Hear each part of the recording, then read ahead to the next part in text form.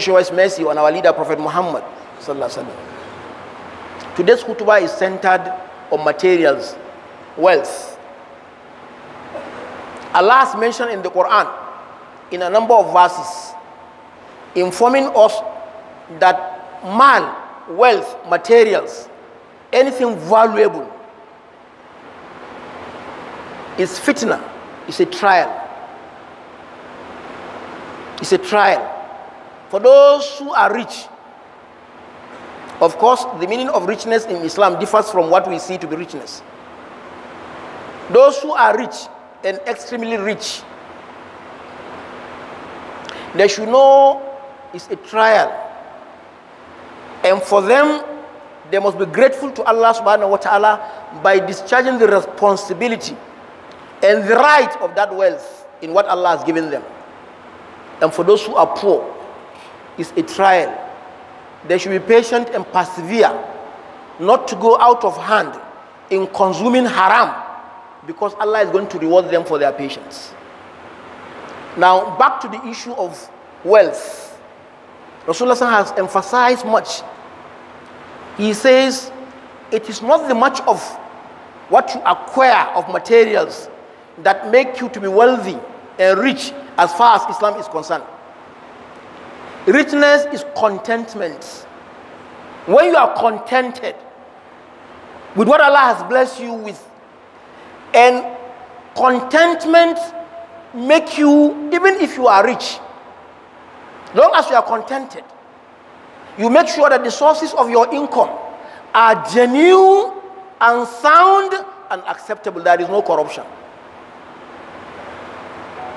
And the way you spend also is legalized by Sharia. No extravagance in it.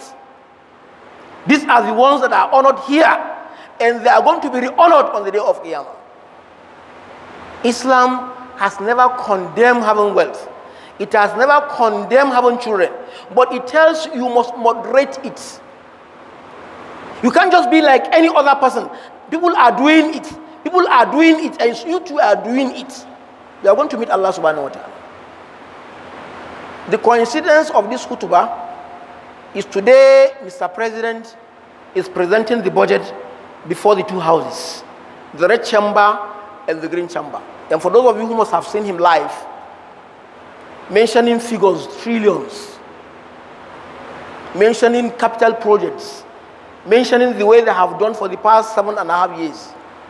That is not the issue.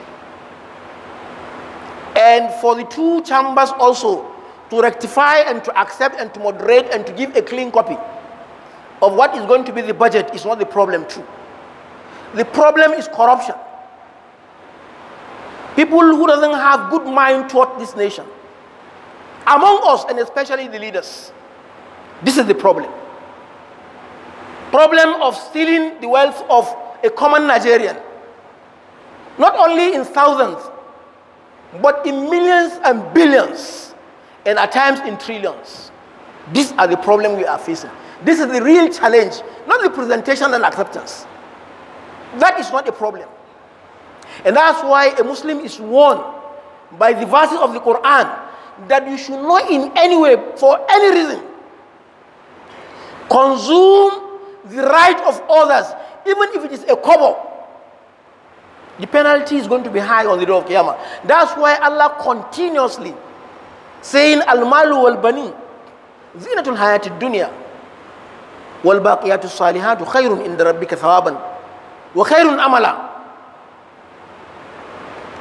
This wealth you are seeing, and the children we are having, they are just decorations, beautifications of this world. The world that has ended, whether you like it or not. But the best for you is what we are prepared of worshiping Allah, of sincere obedience, of refusing to be corrupt, and refusing to consume the wealth that is not your own. You stand firm.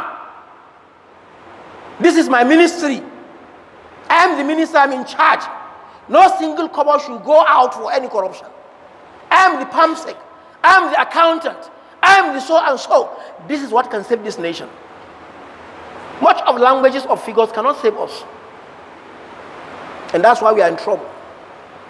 A Muslim shouldn't say people are doing it and you are doing it. You are going to be in your grave alone. And that's why Rasulullah is warning us. He said, if you die, 3 things are going to follow you after death. Your family and friends and well-wishers. Your wealth, maybe your car, maybe something of your wealth will follow you. And your good deeds and bad deeds will follow you.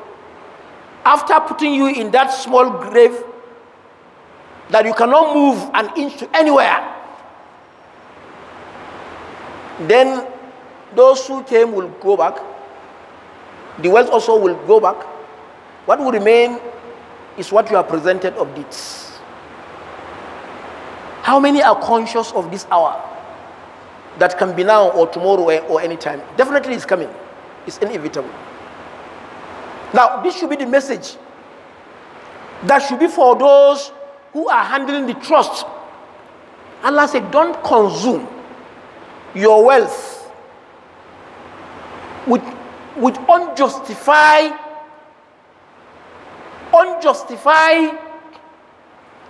reasons. Anything you want to consume, it should be legal.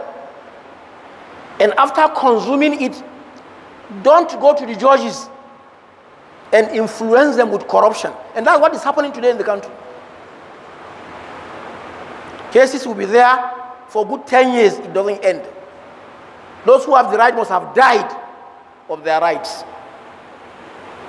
And that encourages people to be corrupt and to consume no matter how trillions is presented in the budget. Your wealth will never stay with you. Your children and relatives will go. It is only that righteousness that will stay.